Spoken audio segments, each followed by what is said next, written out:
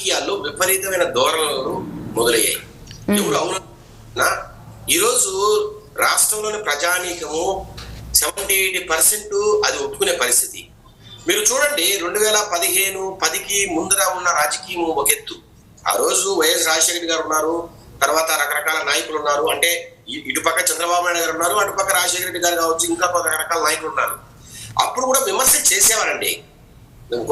ఒకప్పుడు 2004-9 మధ్యలో రాజశేఖర రెడ్డి గారు చంద్రబాబు నాయుడు గారిని ఏదో తల్లి పేరు పెట్టి దూషించబోయినప్పుడు కూడా మరుసటి రోజు వచ్చి సారీ చెప్పారు. అవును, కొంత విజ్ఞత, కొంత వినయము, సమాజం పట్ల బాధ్యత కొంత ఉండేదండి. అంటే రాజశేఖర రెడ్డి గారు కొంత ఆవేశపరుడైనా, కొంత స్పీడ్ గా మాట్లాడే వ్యక్తి అయినా కూడా ఎక్కడో దగ్గర తప్పు తెలుసుకొని ముందు పోయే వ్యక్తిత్వం ఉన్న వ్యక్తిగా మన అందరికీ కనపడుతోంది. కానీ ఆయన కుమారుడు జగన్మోహన్ రెడ్డి గారు కొంత విపరీతమైన ధోరణిలో ప్రవర్తిస్తున్నాడు అనేది అందరికి అర్థం అవుతోంది. 2019 తర్వాత దూషణలు, మరి ముఖ్యంగా ఇప్పుడు రాజకీయాల్లో నేనున్న, మోహన్ రెడ్డి గారు ఉన్నారు, ఇట్లా ఎవరైనా రాజకీయాల్లో ఉన్న వ్యక్తిని తినడం పక్కన పెట్టి వారి ఇంట్లో వారి మదర్ని, వాళ్ళ తల్లిని కావచ్చు, వారి భార్యని కావచ్చు, అట్లాగే బిడ్డలను కావచ్చు, ఎంత అన్యాయంగా అండి. మీరు ఒకసారి చూడండి, ఆ రోజు అసెంబ్లీలో ఇప్పుడు చంద్రబాబు నాయుడు గారేమి నిన్న మొన్న రాజకీయాలు వచ్చిన వ్యక్తి కాదు. గత 50 సంవత్సరాల రాజకీయ జీవితం, ఈ ప్రజల కోసం, రాష్ట్ర ప్రజల కోసం తన జీవితాన్ని త్యాగం చేసిన వ్యక్తి, సక్సెస్ఫుల్ పొలిటీషియన్, ఈ దేశంలో ప్రముఖ రాజకీయ నాయకుల్లో ఒకరు. ఇవి అంతెందుకండి, ఈరోజు సౌత్ ఇండియా వారు ఎక్కడ పాశ్చాత్య దేశాలు ఎక్కడున్నా, అమెరికాలో ఉండొచ్చు, లేదంటే యూరోప్ లో ఉండొచ్చు, ఎక్కడన్నా ఉండండి, మీరు సౌత్ ఇండియా రాజకీయాలు మాట్లాడినా లేదంటే ఏపీ రాజకీయాలు మాట్లాడినా టక్కున చెప్పే పేరు చంద్రబాబు నాయుడు గారు కదా. మీరు ఎక్కడైనా ఎవరినైనా అడగండి. నేను ఈ రోజు కొంత రాజకీయాలు భ్రష్టు పట్టాయి కాబట్టి కొంతమంది డిఫరెంట్ గా మాట్లాడచ్చు కావచ్చు, కానీ నేను చదువుకున్న రోజుల నుంచి కావచ్చు, లేదా నేను ఉద్యోగం చేసిన రోజుల నుంచి కావచ్చు, ఎక్కడైనా ఆంధ్రప్రదేశ్ అనగానే చంద్రబాబు నాయుడు గారు అనే ఒక మాట సౌత్ ఇండియా వాళ్ళు కావచ్చు, లేదా నార్త్ ఇండియాలో కావచ్చు మాట్లాడే మాటలు, అంటే ఆ రకంగా ఆయన పర్సనల్ ఇమేజ్ రాష్ట్ర ఇమేజ్ గా మారిన నేపథ్యంలో, రెండోది కొంత నేషనల్ ఇమేజ్ కూడా ఆయనకు ఉందండి. ఎందుకంటే అప్పుడు రాష్ట్రపతులను మార్చడంలో కావచ్చు, ప్రధానమంత్రులను సెలెక్ట్ చేయడంలో కావచ్చు, కొంత దేశ రాజకీయాలను పునర్నిర్మించడం, అంటే కాంగ్రెసేతర రాజకీయాలను, కాంగ్రెసేతర ప్రభుత్వాలను నడపడంలో కావచ్చు ఆయన ప్రసిద్ధిగాంచారు ఈ దేశంలో.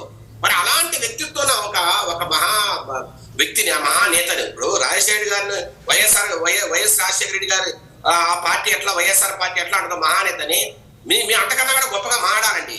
ఎందుకంటే ఒక దార్శనికుడు ఈ రోజు ఆర్థిక సంస్కరణలు కావచ్చు, లేదంటే ఐటీ సంస్కరణలు కావచ్చు, అద్భుతంగా ఈ రోజు రాష్ట్రంలో అమలు చేయించిన వ్యక్తి అండి చంద్రబాబు నాయుడు. అలాంటి వ్యక్తిని అసెంబ్లీలో ఎంత దారుణంగా దూషించారండి. ఈ రోజు మీరు అంటున్నారు కదా, అంబటి రాంబాబు గారు, ఆయన చంద్రబాబు నాయుడు గారు కావచ్చు, ఆయన సతీమణి గారు కావచ్చు, అది ఆ తర్వాత అది బయటకు వచ్చినప్పుడు మరి దారుణంగా ఉంది. ఏమండి, రెండోది ఆయనతో అంబటి రాంబాబు గారే మొట్టమొదటి మాట్లాడడం అండి. నేను చూసిన వీడియో క్లిప్పింగ్స్ ప్రకారము అంబటి రాంబాబు గారే మొట్టమొదటి మాట్లాడారు. తర్వాత ఈ కొడాలి నాని గారు కావచ్చు, తర్వాత బయట వల్లభనేని వంశీ కావచ్చు, ఇట్లా రకరకాల వ్యక్తులు ఎవరైతే ఉన్నారో, అంటే ఒక కర్కశంగా, ఒక వెనియన్స్ తో, ఒక ద్వేషంతో మాట్లాడండి.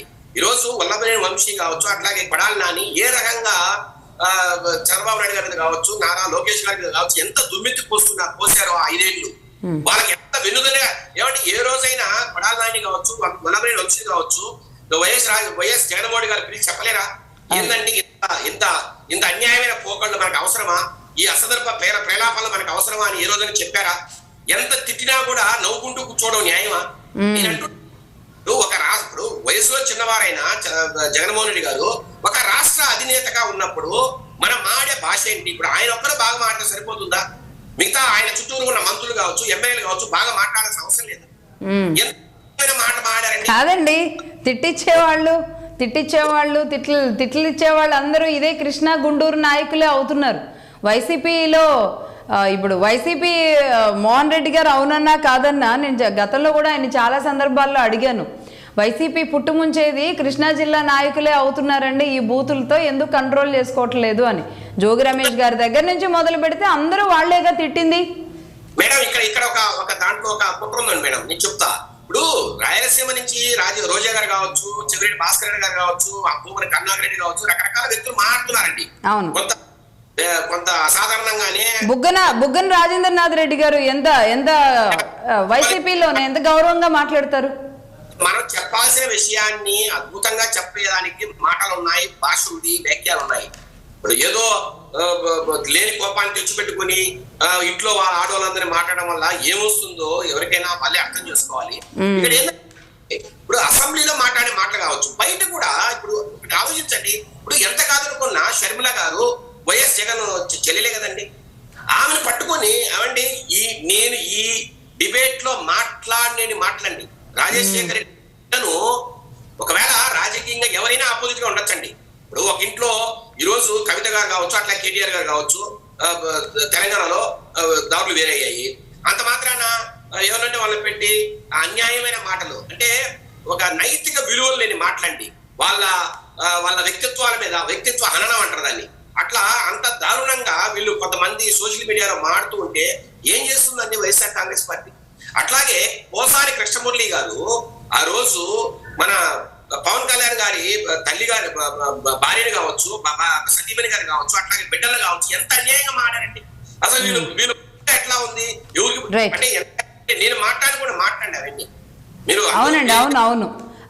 దుర్గా కుమార్ గారు ఇవి సోమాలియాలో కావచ్చు లేదా నైజీరియాలో కూడా మాట్లాడేవి. ఆంధ్రప్రదేశ్ ఈ రోజు ఇంత అభివృద్ధి చెందిన పరిస్థితుల్లో, ఇంత వేగంగా డెవలప్ అవుతున్న పరిస్థితుల్లో ఇంత దారుణమైన ఒక ఆటవిక రాజ్యాన్ని, ఒక రాక్షస రాజ్యాన్ని ఎందుకు సృష్టించాలనుకున్నారో జగన్మోహన్ గారు నాకైతే అర్థం కాదు. దుర్గా కుమార్ గారు ఆఫ్ అయినట్టున్నారు. మీరు ఇంకో మాట అన్నారు, ఎందుకు ఇదంతా కూడా కోస్తా ఆంధ్రాలో జరుగుతుందని. నేను అంటున్నా కోస్తా ఆంధ్రాలోనే ఈ కులాల కుంపట్లకు అవకాశం ఉందండి. ఆ రోజు కొడాలి నాని, వల్లభనేని వంశీ ఎవరండి? కమ్మ సామాజిక వర్గానికి చెందిన వ్యక్తులు. అంటే చంద్రబాబు నాయుడు గారు కమ్మ సామాజిక వర్గానికి చెందిన వ్యక్తి కాబట్టి వారి సామాజిక వర్గంలోనే ఆయన మీద అసమ్మతి ఉంది, వారే తిడుతున్నారనేది ఒక భావనని ప్రజలే పంపించాలి. అందువల్లనే వాళ్ళతో తిట్టించారు. రెండోది కాపు సామాజిక వర్గం. ఈ రోజు పవన్ కళ్యాణ్ గారు, చంద్రబాబు గారు ఇద్దరు కలిసి ఉన్నారు. వాళ్ళు ఏమంటున్నారు, వచ్చే 15 సంవత్సరాలు ఎట్టి పరిస్థితుల్లో ఈ కలయిక ఎట్లాగే ఉంటుంది, మేము ముందుకు వెళ్తా ఉంటాం. ఏమంటే జగన్మోహన్ రెడ్డి గారికి సత్తా ఉంటే ఏం చేయాలి, వాళ్ళని ఎదుర్కోవాలి రాజకీయంగా. వాళ్ళ అభివృద్ధి మీదనో, లేదంటే సూపర్ 6 పథకాల మీదనో, లేదంటే వాళ్ళు చేసే పనుల మీదనో వాళ్ళు విమర్శించాలా, వారిని రాజకీయంగా ఎదుర్కోవాలి. కానీ ఈ కులాల మధ్య కుంపట్లు పెట్టాలి, చిచ్చు పెట్టాలి. ఏం చేయాలి, బెంగళూరు ప్యారస్ గా ఒక కుట్ర పన్నారండి. దాంట్లో భాగంగానే ఈ రోజు అంబటి రాంబాబు గారితో ఇంత దూషణలకు దిగడం. ఇప్పుడు ఒకటే మేడం, నేను ఒకే మాట చెప్తున్నా, తిరుపతిలో ప్రాయశ్చిత్త హోమం అనే పేరుతో భూమని కరుణాకర్ రెడ్డి గారు ఫ్లెక్సీలు పెట్టారు. దాంట్లో చంద్రబాబు గారు కావచ్చు, తర్వాత పవన్ కళ్యాణ్ గారు కావచ్చు, ఫోటోలు పెట్టి అన్యాయంగా రాశారు. మరి తిరుపతిలో లేని ప్రాబ్లము వైసీపీ నాయకులకు ఎక్కడో గుంటూరులో ఒక ఫ్లెక్సీ కడితే తెలుగుదేశం అభిమానులు లేకపోతే ఇంకెవరో ఇబ్బంది పడ్డ భక్తులు కడితే దాంట్లో అంబటి రాంబాబు గారికి ఉన్న ఇబ్బంది ఏంటి మేడం? ఈ రోజు రాష్ట్రంలో ఏ చిన్న పట్టణానికి వెళ్ళినా 10వ సంఖ్యలో ఫ్లెక్సీలు కనపడతాయండి. రకరకాల ఫ్లెక్సీలు కడుతున్నారు. దాంట్లో ఎక్కడ ఎవరిని పర్సనల్ గా ఒక కుటుంబాన్నో లేకపోతే ఒక వ్యక్తిలో దూషించింది కాదేది. సరేనండి, ఇప్పుడు ఫ్లెక్సీ గురించి మాట్లాడాలంటే శేఖర్ రెడ్డి గారు, ఒక పక్క ఒక విచారణ జరుగుతుంది, రాష్ట్ర ప్రభుత్వం స్పందించాలి. ఈ లోపుగానే ఈ దుందుడుకు చర్యలు సరైనవి కాదు. ఇక దాని మూలాల్లోకి వెళితే దాన్ని మళ్ళీ లడ్డూ విషయానికి, మళ్ళీ కల్తీనే విషయానికి వెళ్తుంది. నేను అనేది ఏంటంటే, సరే అది లడ్డూ విషయం కావచ్చు, లేదంటే ఇంకేదైనా పాలసీ మ్యాటర్ కావచ్చు, లేదంటే అది మెడికల్ కాలేజ్ విషయం కావచ్చు, విషయం ఏదైనా బూతులు మాత్రమే దాడిగా మారుతున్నాయి.